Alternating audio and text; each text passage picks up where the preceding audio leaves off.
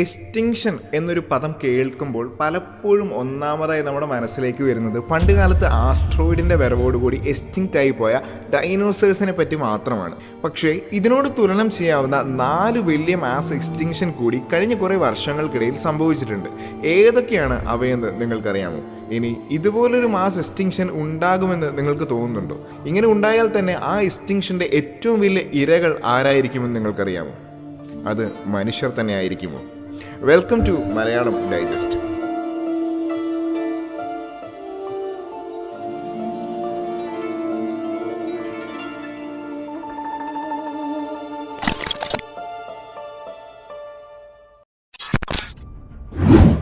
Extinction number 1.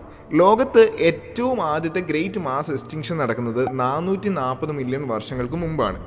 ഓർഡോവീസിയൻ period എന്ന biodiversity അതിൻ്റെ ഏറ്റവും സമ്പന്നതയിൽ നിൽക്കുന്ന എല്ലാ സ്പീഷീസുകളും സ്വസ്ഥവും സ്വൈര്യവുമായ ഒരു വ്യവഹാരം നടത്തിക്കൊണ്ടിരുന്ന ഒരു സമയത്താണ് ഈ എക്സ്റ്റിങ്ഷൻ നടക്കുന്നത്. എന്നാൽ ഒരു പ്രത്യേക സമയത്ത് ഭൂമിയിലെ ടെമ്പറേച്ചർ അതിശയിപ്പിക്കുന്ന രീതിയിൽ കുറയാൻ തുടങ്ങി. ഭൂമിയുടെ അന്തരീക്ഷം കൂടുതൽ തണുത്തു വന്നു. നമ്മുടെ സമുദ്രങ്ങൾ ഐസ് കട്ടയുടെ പാളികൾ കൊണ്ട് തിങ്ങി നിറയാൻ തുടങ്ങി. നമുക്കറിയാം, ഒരു സമുദ്രജീവിയും അങ്ങനെ ഒരു മാറ്റത്തിനായി ഒരുങ്ങിയിരുന്നില്ല. അതുകൊണ്ട് തന്നെ അവർക്ക് കോപ്പപ്പ് ചെയ്യാൻ സാധിച്ചില്ല. ഓർഡോവീസിയൻ പീരീഡിൽ ഉള്ള ഈ തണുത്തുറയലാണ് പിന്നീട് ഓർഡോവീസിയൻ ഗ്രേറ്റ് എക്സ്റ്റിങ്ഷൻ എന്നറിയപ്പെട്ടത്. എല്ലാ സ്പീഷീസിലെയും 60% പോപ്പുലേഷൻ ഈ ഒരു സംഭവത്തോടു കൂടി ഭൂമിയിൽ നിന്നും ഡിസപ്പിയർ ആയി. വർഷങ്ങൾക്ക് ശേഷം നമ്മുടെ തന്നെ ആർക്കിയോളജിസ്റ്റ് കണ്ടെടുത്ത കുറേ അവശേഷിപ്പുകൾ മാത്രമായിരുന്നു ഇങ്ങനെ ഒരു കാലഘട്ടമുണ്ടെന്നും ഇവിടെ ഒട്ടനേകം സ്പീഷീസുകൾ ഉണ്ടായിരുന്നുവെന്നും മനസ്സിലാക്കാൻ നമ്മെ സഹായിച്ചത്. ഇന്നും ആ തണുത്തുറയലിൻ്റെയും അതുപോലെ ടെമ്പറേച്ചർ ഡ്രോപ്പിൻ്റെയും കാരണം കണ്ടെത്താനുള്ള പരീക്ഷണങ്ങൾ നടന്നുകൊണ്ടിരിക്കുകയാണ്. ഇങ്ങനെയൊക്കെയാണ് സംഭവമെങ്കിലും ലോകം കണ്ട ഏറ്റവും വലിയ മാസ് എക്സ്റ്റിങ്ഷൻ ഇതല്ല. Extinction number 2. നമ്മുടെ ബയോഡൈവേഴ്സിറ്റിയെ ഓർഡോവീസിയൻ ഗ്രേറ്റ് എക്സ്റ്റിങ്ഷൻ വളരെ മോശമായി ബാധിച്ചുവെങ്കിലും തുടർന്നു വന്ന 50 ലക്ഷം വർഷങ്ങൾ കൊണ്ട് അത് പഴയ പോലെ തന്നെ റീസ്റ്റോർഡ് ആവുകയും ജീവൻ അഥവാ ലൈഫ് ഭൂമിയിൽ സജീവമാവുകയും ചെയ്തു. പക്ഷേ ആ ജീവനും മറ്റൊരു കറ്റാസ്ട്രോഫി വരെയുള്ള ആയുസ്സേ ഉണ്ടായിരുന്നുള്ളൂ. BC 375 മുതൽ 350 വരെയുള്ള വർഷങ്ങൾക്കിടയിൽ പലതരത്തിലുള്ള എക്സ്റ്റിങ്ഷൻ ഇവൻറ്റ്സ് ഇവിടെ ഉണ്ടായിട്ടുണ്ട്. ആർത്രോപോഡ്സ് പോലുള്ള അനേകം സമുദ്രജീവികളുടെയും മത്സ്യങ്ങളുടെയും സമ്പൂർണ്ണമായ വംശനാശത്തിന് വരെ കാരണമായ ഒരു എക്സ്റ്റിങ്ഷൻ ഉണ്ടായിട്ടുണ്ട്. സമുദ്രത്തിൽ മാത്രം ഉണ്ടായിരുന്ന 75% വരുന്ന പോപ്പുലേഷൻ അന്ന് ഭൂമിയിൽ നിന്നും തുടച്ചു മാറ്റപ്പെട്ടു. ഓർഡോവീസിയൻ ഗ്രേറ്റ് എക്സ്റ്റിങ്ഷൻ്റെ കാരണങ്ങൾ നമുക്കറിയാത്തതുപോലെ തന്നെ ഈ ഒരു എക്സ്റ്റിങ്ഷൻ്റെ പിന്നിലുള്ള കാരണങ്ങളും നമുക്കിന്നും വലിയ ദുരൂഹതകളാണ്. ഒരു കാലഘട്ടം കൊണ്ട് സംഭവിച്ച സമുദ്രനിരപ്പിൻ്റെ വേലിയേറ്റങ്ങളും വേലിയിറക്കങ്ങളും അതുപോലെ തന്നെ സമുദ്രത്തിൽ മാറിക്കണ്ട ടെമ്പറേച്ചറുമാണ് ഇതിന് കാരണമെന്ന് ഒരുപറ്റം ശാസ്ത്രജ്ഞന്മാർ അഭിപ്രായപ്പെടുന്നുണ്ട്. ഈ അവസരത്തിൽ സർവൈവലിൻ്റെ ഭാഗമായി തന്നെ പല സമുദ്രജീവികളും അതുപോലെ സസ്യങ്ങളും കരയിലേക്ക് അധിവസിച്ച് തുടങ്ങിയതായി പഠനങ്ങൾ തെളിയിക്കുന്നുണ്ട്.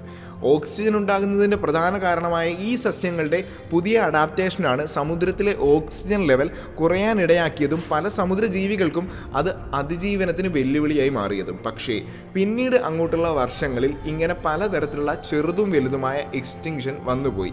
പല ജീവികളും ഇവിടെ നിന്നും ഡിസപ്പിയറായി, പുതിയ പല ജീവികളും ഇവിടെ അഡാപ്റ്റേഷൻ ആരംഭിച്ചു.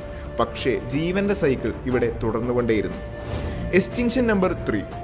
പാലസോയിക് എറയുടെ അവസാന കാലഘട്ടത്തിലാണ് ഈ മഹാനാശം ഭൂമിയിൽ സംഭവിക്കുന്നത്. ഭൂമിയിലെ തന്നെ ഏറ്റവും ഒടുക്കത്തെ കാറ്റാസ്ട്രോഫിയായി മാറേണ്ടിയിരുന്ന ഒരു സർവനാശമായിരുന്നു ഇത്. ഇന്നും ശാസ്ത്രജ്ഞന്മാർ തേടിക്കൊണ്ടിരിക്കുകയാണ് എന്തുകൊണ്ടാണ് ഈ സർവനാശം സംഭവിച്ചതെന്നും ഒട്ടനേകം സസ്യങ്ങളും ജീവികളും അപ്രത്യക്ഷമായതുമെന്നും. കാരണം അന്ന് ഭൂമിയിൽ നിന്ന് അപ്രത്യക്ഷമായത് 96% വരുന്ന ഓരോ സ്പീഷീസിൻ്റെയും പോപ്പുലേഷനായിരുന്നു. ഈ ഒരു സംഭവത്തെ പറ്റിയുള്ള ഒരു തിയറിയും വോൾക്കാനിക് ഇറപ്ഷനിലാണ് ആരംഭിക്കുന്നത്. ടൺ കണക്കിന് മീഥേനും ബെസൽറ്റും ഇതുവഴി ഭൂമിയുടെ അന്തരീക്ഷത്തിൽ പ്രത്യക്ഷമായി. ഇത് എല്ലാത്തിൻ്റെയും നാശത്തിലേക്ക് നയിക്കുകയും ചെയ്തു. മറ്റൊരു തിയറി പറയുന്നത് സമുദ്രത്തിലേക്ക് ഇറങ്ങിയ മൈക്രോബ്സിൻ്റെ സാന്നിധ്യമാണ്. സമുദ്രത്തിലുള്ള അനേകം ജീവികളുടെ നാശത്തിന് കാരണമാകാൻ ഇതിന് സാധിക്കുമായിരുന്നു. കാരണം എന്തു തന്നെയായാലും ഇന്നേ വരെ ചരിത്രത്തിൽ നടന്നതിൽ ഏറ്റവും വലിയ പ്രീമിയം എക്സ്റ്റിങ്ഷൻ എന്ന് വേണമെങ്കിൽ നമുക്കിതിനെ വിളിക്കാം. എന്നാൽ കാലാനുസൃതമായി അന്ന് അവശേഷിച്ചിരുന്ന ജീവികളിൽ നിന്നും 4% പിന്നീട് ഒരു പുതിയ കാലഘട്ടത്തിലേക്ക് വഴിവെട്ടി. കാരണം അന്ന് ഭൂമിയിൽ നിന്ന് വൈപ്പ് ഔട്ട് ആയത് ഓരോ സ്പീഷീസിൻ്റെയും 96%. Extinction number 4. തൊട്ടു മുൻപത്തെ മഹാദുരന്തത്തിന് 50 മില്യൺ വർഷങ്ങൾക്ക് ശേഷമാണ് ഈ സംഭവം നടക്കുന്നത്. വലിയ ദുരന്തങ്ങളെ അതിജീവിച്ച തങ്ങളുടെ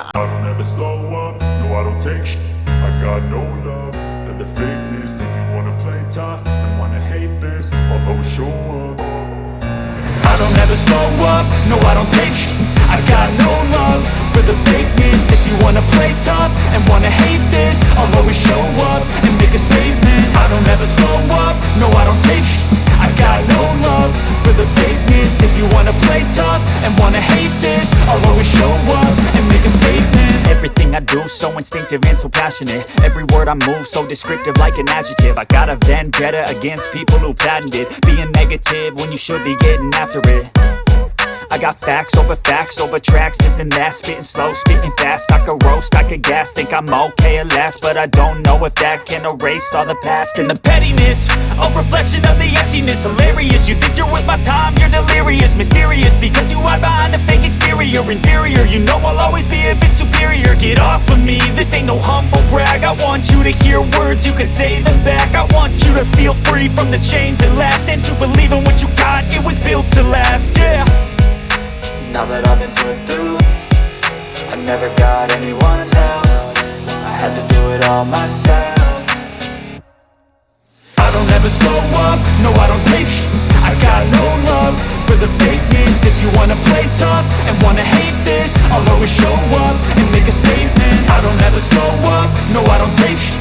I got no love for the fakeness. If you wanna play tough and wanna hate this, I'll always show up and make a statement. Gonna learn the consequence of being incompetent. Mental health is confidence, dreams and some honestness. I'm not here to save the day, that's for you to take away. I could play a million mind games, but instead I say something not illogical, something that is topical. Rub it